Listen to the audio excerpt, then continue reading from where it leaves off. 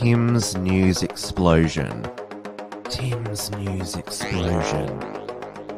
Tim's News Explosion. Tim's News Explosion. Tim's News Explosion. Tim's News Explosion. Tim's News Explosion. Tim's News Explosion.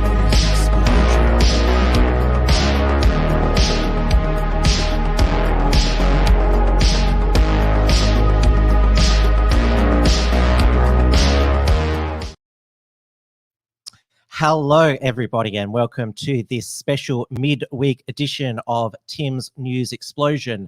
No Wilms front this Thursday, as those on my guest shortlist, they are still enjoying their summer holidays, and fair enough. Tonight is Thursday, the 13th of January, 2022. We are live as we aim to be on the Wilmstrand YouTube and DLive channels, as well as on the interactive entropy software, which I've put the link into the chat. Hello to all my regulars there. Hopefully there's no technical issues like there was on Monday night shows. So far, everything seems to be running smoothly, and there shouldn't be when I play the clips that I've got these pauses and delays and out of syncs. It is just after 8:30 p.m. here in Melbourne, Victoria, where despite the Australian Open draw being conducted this afternoon with Novak Djokovic, the world's #1 men's tennis star, his name coming out of the draw hat to be seeded. We still don't know whether he'll be allowed to defend his Australian Open title, because Immigration Minister Alex Hawke has still not made the decision whether to cancel his visa on the basis that there's these allegations that he lied about his PCR test on his visa application form. I've actually got some footage here of Alex Hawke still deciding.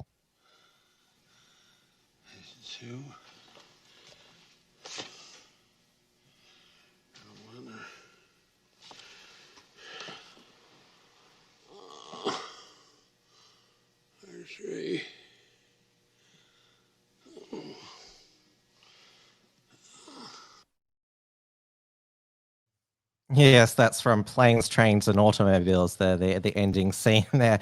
But it's symbolic of Alex Hawke is probably sitting there deciding what do I do? This is the hardest decision I've ever had to make in my political career. I didn't think I'd have to make such a decision here. But of course, there is the rules in terms of Scott Morrison was asked about if people who haven't been double vaccinated are allowed into Australia, but we know there's a lot more going on here than just applying the rules.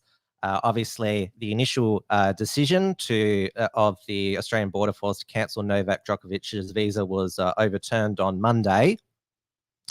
But the immigration minister still has his discretionary powers whether to cancel Novak Djokovic's visa, which a lot of people believe will be influenced by the court of public opinion.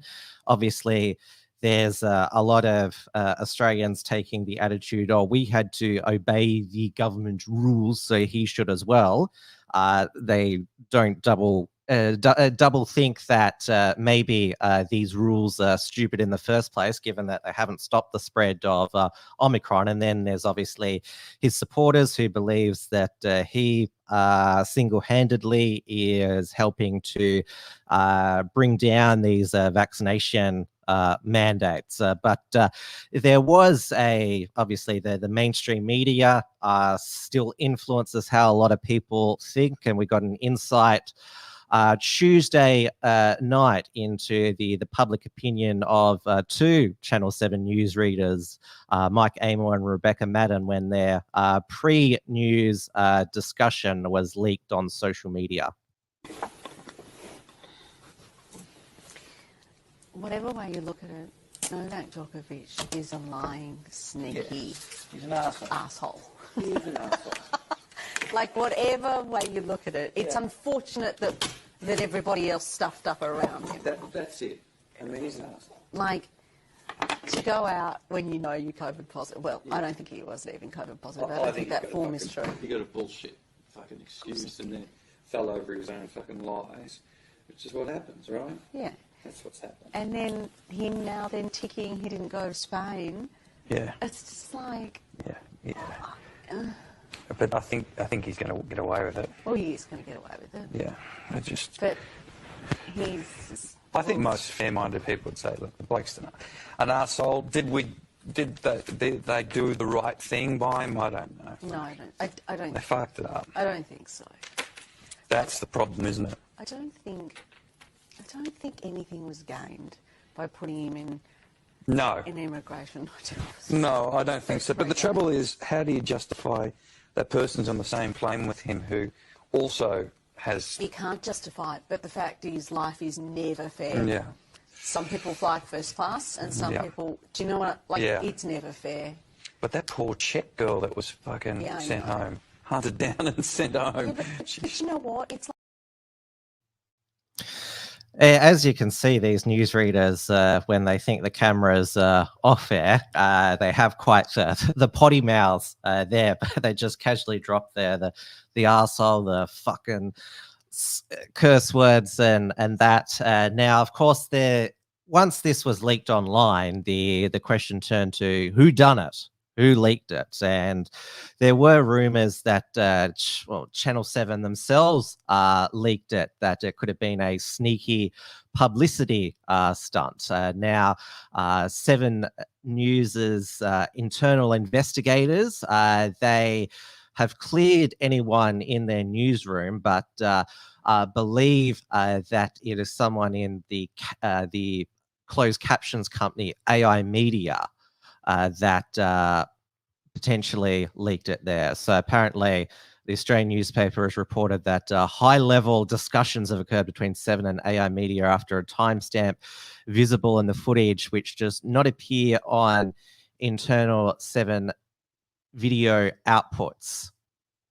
So there's the timestamp there. So yes, apparently they're closing in on the leaker, and it'll be interesting if we ever find out who it was, what their motivation was, because a lot of the reaction on social media, there was 2 different reactions, I should say. There was one that Mike Amor and Rebecca Maddern just saying what we're all thinking, and the other reaction was, and this is what the newsreaders act like, slurring and slandering people when they think that the cameras are off. How can we trust them ever to provide us with objective news? But there's been 2 subsequent 7 News Melbourne bulletins since that was leaked on Tuesday evening, and Mike Amor and Rebecca Maddern, they've read the news auto cue like it never happened. They've just read their news, and it's like their pre-show chat never happened there. Well, I guess that's why they are the industry professionals. They can just read off the teleprompter without error and pretend like their private conversation never got leaked. And now the Australian Open in Melbourne starts on January the 17th, and it was announced today that crowds will be capped at 50% capacity, and that those in the crowd will have to wear masks even in their seat unless they're eating and drinking, which, like, I can think of nothing worse than being, well, it's going to be really hot on some of those days and having forced to wear a mask in what is largely outdoor arena there. A lot of people are speculating that there could be a lockdown once the Australian Open finishes on January 30. I mean, I've already said that the rumours that there was going to be a lockdown announced on January the 10th didn't happen, given that we are at January the 13th now. But as one of the best Australian news satire pages, the Barbecue Bulletin, pointed out, that the big event on the Victorian Andrews government calendar happens on February the 1st. So obviously, Andrews Labor government, they cancelled the Australia Day parade, but according to the Barbecue Bulletin, it's going to be replaced with a week-long Chinese New Year parade to keep the great leader happy. So I don't know if Dan's going to, maybe he would shut down during Chinese New Year, given that that's what's happening in all the major cities in China at the moment that are recording Omicron cases. They're all getting locked down and they're all getting mass tested. I don't know if they're still doing the anal swabs in China, but yes. China is still pursuing their COVID zero policy because they want the perfect COVID zero utopia that they believe in for the Beijing Winter Olympics. Now, Dan Andrews he's back at work this week, and he's back with, it's not quite the Daily Dan. He comes on stage about every second day, and as we predicted, well, as he preempted, that the vaccine passport would be updated in 2022 to include your booster. He has now said today that we should think of the COVID vaccination program as a 3-dose vaccine regimen. Without those third doses, without us building on an already a pretty solid start, but we've got to build on this and get everybody who's been through the first 2 doses, they've got to get a third dose, because that's what will take the pressure off hospitals as well as industry, schools, daily life. It is critically important. This really needs to be seen not so much as a booster, but as a vaccination program, to be fully vaccinated, to be fully protected, and to play your part in protecting all of us. It's not 1 dose, it's not 2 doses, it's in fact 3 doses. That's how we will pull this up, and it's how we'll also be protected as we push into the year. Who knows what variant is coming around the corner. And we heard from the CEO of Pfizer, who in April 2021 said that 2 doses of his company's vaccine would prevent against transmission. He has now basically said that it only provides it's only 10% effective at preventing symptomatic infection from Omicron after 20 weeks of the second dose. This is actually according to a study by the UK Health Security Agency. But Pfizer, Albert Piora, said on CNBC that they're working on an Omicron proof vaccine, which will be distributed by March and will work against all the other existing variants. The only issue then is that most of the world will be over their Omicron peak. Most of the world will have already been infected by Omicron, have their mild case and get natural immunity. And so pretty much an Omicron-proof Pfizer vaccine, which for some would be a 4th dose, would basically be redundant there. So not sure how that's going to go down. Now, we had another National Cabinet meeting today to address the supply chain shortages. I don't know what the supermarkets look like at the moment, because I've been in isolation this week as a close contact. Fingers crossed I'll be able to have a negative test to be cleared to rejoin the open society by week's end, because contrary to what some people are claiming, we are not in a shadow lockdown, nor are we better off in a lockdown, because people who are not close contacts or have the virus can go about their daily lives without the fear of police checkpoints and police choking them for not wearing a mask outside, those sorts of things. But obviously the close contact definition has knocked a lot of people out of the critical supply chains, and so the major supermarkets have brought back quantity limits.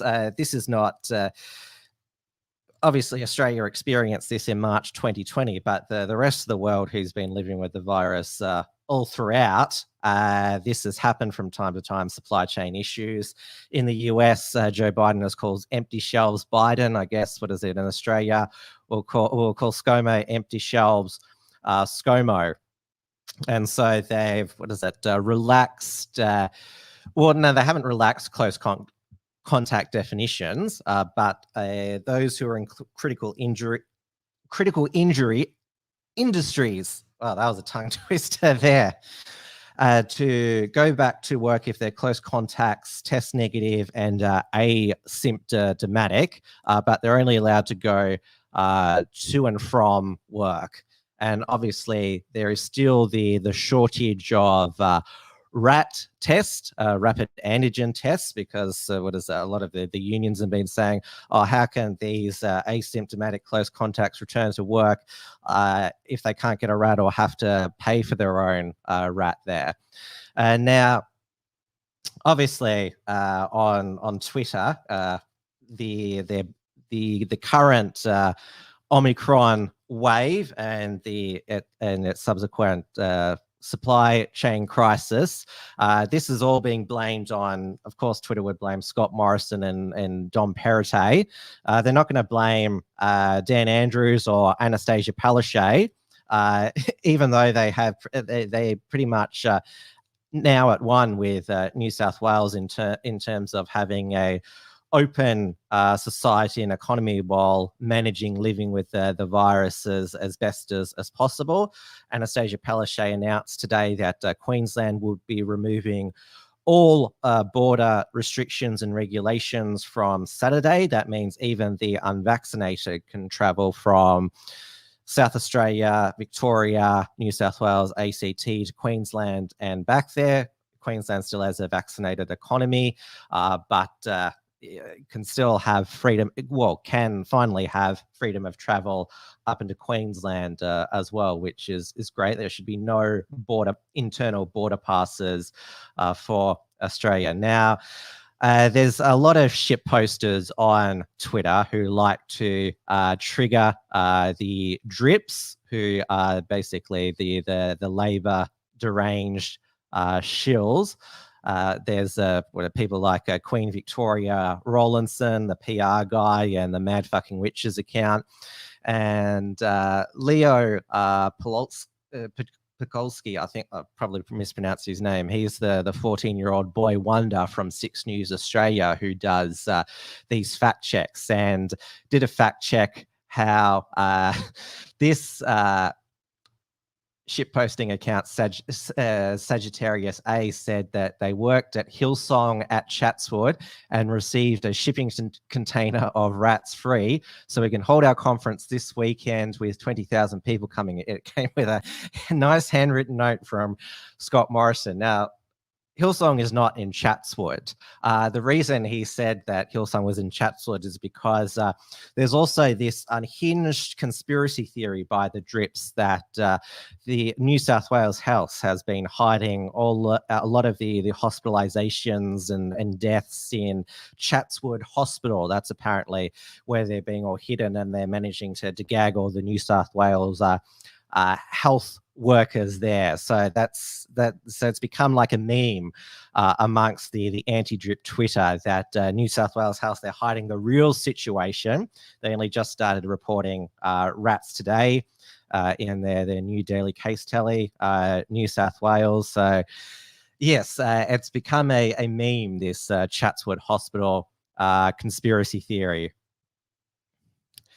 But speaking of Hillsong, they did have their conference this weekend, and even though singing and dancing has been banned at hospitality venues, it wasn't banned at religious venues. But because everyone likes to give Hillsong a whack, New South Wales Health put out a statement this afternoon that said New South Wales Health has requested Hillsong immediately stop singing and dancing at an event being held in the Newcastle area, singing and dancing at a major recreational facility in breach of the public health order. Health Minister Brad Hazzard said the public order states singing and dancing is prohibited at music festivals, hospitality venue, nightclubs, entertainment facilities, and major recreational facilities. While the order does not apply to religious services, it does apply to major recreation facilities.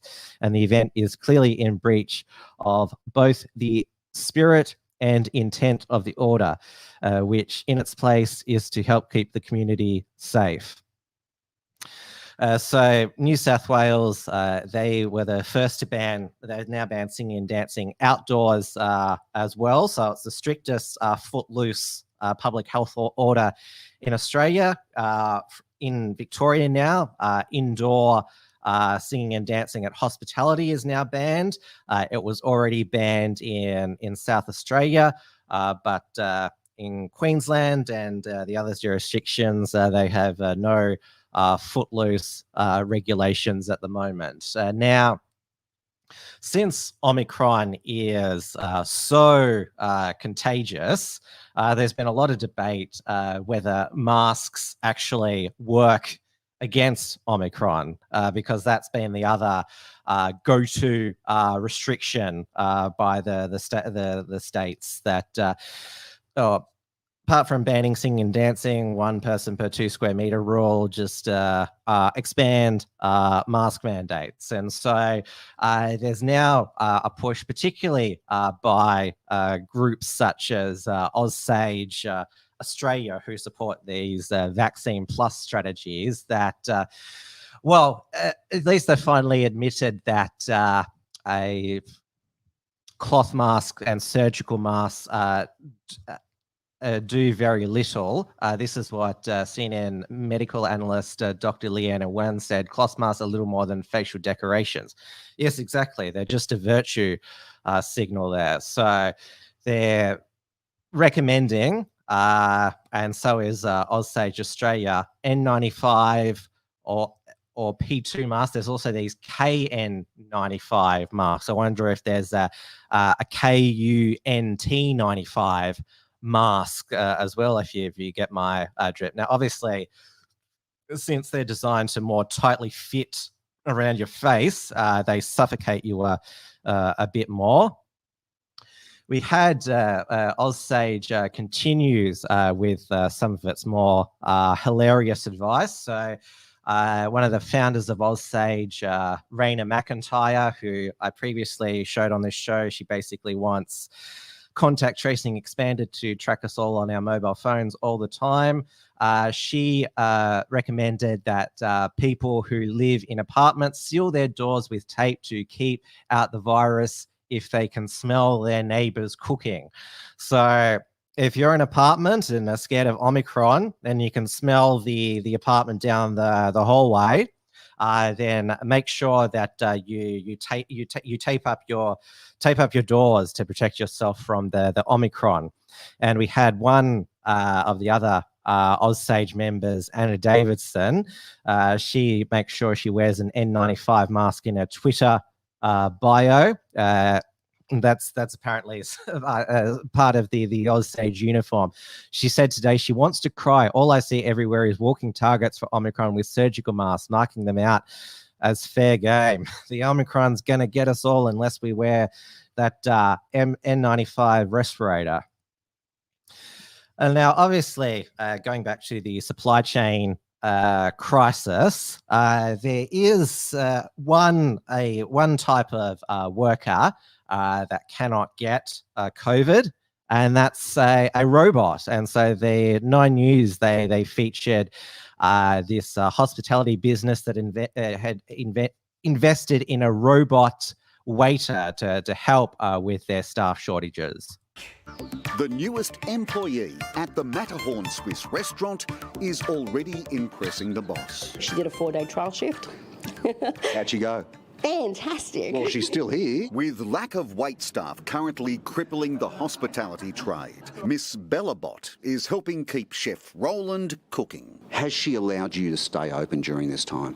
100%. We've been able to stay open when a lot of restaurants had to close over the Christmas period. We got to that point where we had to look outside the box. The close to $30,000 investment, electronically mapped to cover each table from sensors on the roof, is not designed as a replacement waiter. She does the manual lifting from kitchen to table and table to kitchen. And that means more time for the host to host. What she does do is she allows us an extra 6 to 7 minutes per table per night to service the table. One of the adjustments we all had to make was understanding and being mindful of where Bella was going so that we meet Bella at the table. So she's almost a glorified trolley. Only this trolley loves it when you rub her ears. The love going both ways for the husband and wife team with almost 80 years combined hospitality experience. So Leanne, does she have a permanent role here? Very definitely. Bella's never going anywhere.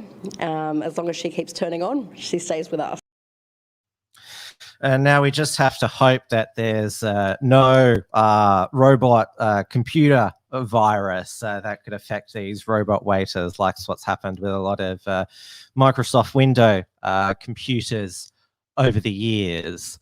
Now, obviously, the silver lining, well, at least for those on the east coast of Australia in 2022, is that despite cases surging to heights that we in Australia never thought possible, they've only introduced those superficial window dressing restrictions, not severe draconian lockdown light restrictions. And of course, I exclude Western Australia from that, which is still chasing COVID zero until their safe transition plan on February the 5th. And Mark McGowan is aiming for a 90% vaccination rate of those over 12. And like Michael Gunner in the Northern Territory, he is targeting the Aboriginal community because of their low vax rates. And so Mark McGowan made this incredible video aimed at the West Australian Aboriginal community, which was translated into a language called Aboriginal English. Hello, my name is Mark McGowan. I am the Premier of Western Australia. Hello, my name is Mark McGowan and I'm Honourable Premier here in Western Australia, and I'm the interpreter. I gotta talk like Creole, la Yubala, what he talking about. This is an important message to keep Aboriginal people safe. And the message is probably an important one to keep everybody safe one.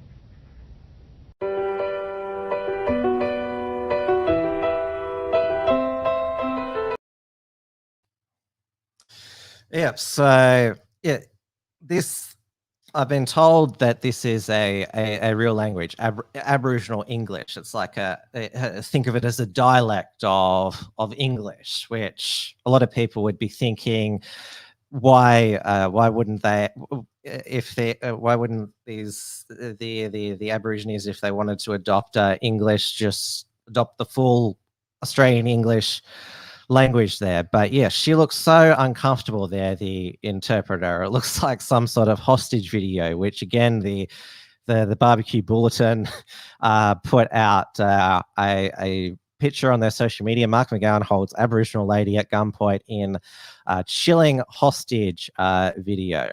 Now, obviously, we have seen both Michael Gunner and Mark McGowan not just target the Aboriginal populations in their state, but also try to be a bigger arsehole when it comes to lockdown restrictions against the unvaccinated than Dan Andrews. It's always a arsehole competition amongst the Australian leaders.